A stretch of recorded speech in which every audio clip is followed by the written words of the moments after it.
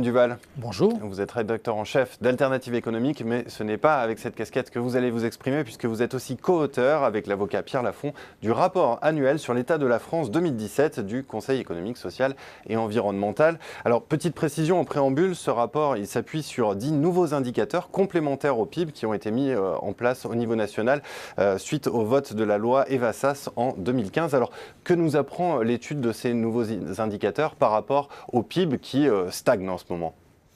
Donc effectivement, c'est une innovation importante qui a été prise par les pouvoirs publics français de ne plus se contenter du PIB pour apprécier la situation du pays. Et le Conseil économique, social et environnemental, qui était à l'origine de la définition de ces indicateurs avec France Stratégie, s'en empare et étudie la situation chaque année. Alors ce qu'on constate, c'est que la France ne va pas très bien. On constate toujours que l'emploi stagne, que n'a pas repris après la crise, que la qualité de l'emploi continue à se dégrader malgré tout. On a une hausse de la précarité, on constate que l'effort de recherche reste insuffisant, on constate que l'endettement public comme privé continue à augmenter, même si avec les bateaux d'intérêt, le poids que ça fait peser sur l'économie française est plutôt limité aujourd'hui. On constate aussi que la France est un des pays qui a le plus de mal pour l'instant à s'engager dans la transition énergétique, dans la conversion écologique de son économie, que sur les questions d'empreinte carbone, d'artificialisation des sols, on n'est pas au niveau de ce qu'il faudrait faire par rapport à la crise écologique. Et puis il y a l'indicateur des inégalités qui prend une grande place dans votre rapport. Oui, donc on avait décidé de pointer un peu la question des inégalités. Alors les inégalités de revenus ont beaucoup augmenté dans les années 2000. Elles ont un peu baissé après 2012 du fait des mesures fiscales notamment qui avaient été prises par François Hollande au début de son mandat. Mais elles restent aujourd'hui plus élevées qu'avant la crise. Donc elles ont augmenté sur toute cette période. Les inégalités de patrimoine sont encore plus importantes et se sont encore plus creusées, notamment du fait de la montée des prix de l'immobilier qui ont creusé les écarts là-dessus. Bon, mais la France reste malgré tout un pays où ces inégalités-là, même si elles augmentent, sont plutôt inférieures à celles de la moyenne de l'Europe et de la zone euro. On a voulu s'intéresser aussi à d'autres aspects parce qu'il n'y a pas que les inégalités de revenus derrière. Donc on constate que les inégalités scolaires, c'est connu, sont très importantes en France, que le système scolaire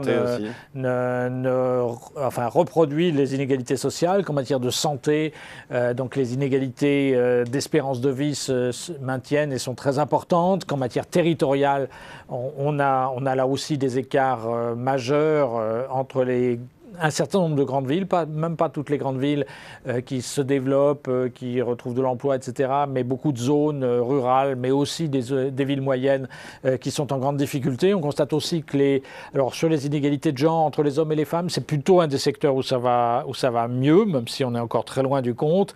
Et enfin, sur les inégalités suivant la couleur de peau, l'origine supposée, etc., là, ça reste vraiment un des gros problèmes français, hein. Donc les inégalités territoriales, on a dit, c'est entre les grandes villes et les zones rurales et des villes moyennes en difficulté, mais il y a aussi des énormes inégalités au sein des grandes villes, au sein des grandes agglomérations. C'est même là qu'il y a les plus grandes inégalités et elles sont très étroitement liées aux questions de discrimination selon l'origine, la couleur de peau, etc., puisque c'est pour l'essentiel des immigrés, des descendants d'immigrés qui habitent les zones les plus pauvres de ces grandes métropoles. Alors vous citez France Stratégie qui écrivait dans un rapport « La perception des antagonismes sociaux est très aiguë et les Français ont un fort sentiment de déclassement, ce qui handicape l'action publique. » Quelle est la part quel est le décalage entre la réalité et la perception en termes d'inégalité? Alors là, c'est très important et je pense que c'est important de comprendre la situation française et la spécificité française. Donc je vous l'ai dit, on n'est pas sur le terrain des inégalités parmi les plus inégalitaires en Europe et ça reste vrai même si les inégalités s'accroissent. Mais on est par contre les plus pessimistes pour l'avenir du pays. Donc 88% des Français pensaient alors c'était avant les élections, hein, à l'automne dernier, que la France allait dans le mauvais sens, dans une mauvaise direction. Mais en même temps, on a un indicateur dans ces 10 indicateurs qui est un indicateur de satisfaction dans la vie. Et ce qu'on constate, c'est que 70% des Français sont contents de la vie qu'ils mènent, eux, à titre individuel. Donc on a un décalage assez fort entre une satisfaction relativement bonne des Français de leur vie individuelle et une perception très négative de la direction du pays. C'est lié, je pense, notamment à ces questions d'inégalité, c'est-à-dire qu'on est un des pays qui est le plus sensible aux questions d'inégalité parce que c'est inscrit dans notre histoire depuis la Révolution française, liberté, égalité, fraternité, etc. Donc on est un des pays qui est sans doute le plus sensible à la dégradation de la situation, à l'accroissement des inégalités, bien qu'il reste plutôt inférieur à ailleurs. Et je pense que c'est une des racines importantes du phénomène qu'on constate, donc de ce pessimisme très fort des Français et de cette insatisfaction très forte des Français qui se traduit par le vote à l'extrême droite, l'abstention, etc., qu'on a vu toutes ces dernières semaines. Alors qu'est-ce qu'on peut faire pour corriger ce problème d'inégalité? Est-ce que ça passe par plus de redistribution alors qu'on a déjà un des systèmes les plus redistributifs en Europe? Alors, pas forcément. Je Pas pense forcément. que ce qu'on souligne dans notre rapport, c'est que ça passe évidemment d'abord par la question de l'emploi et de relancer l'emploi. Donc plutôt au niveau justement de ce qu'on appelle la redistribution primaire des revenus. Donc trouver que les gens aient des revenus qu'ils tirent de leur activité économique. Bon, là où on attire l'attention quand même, c'est que sur ce plan-là, oui, il faut développer l'emploi, mais pas à n'importe quel prix.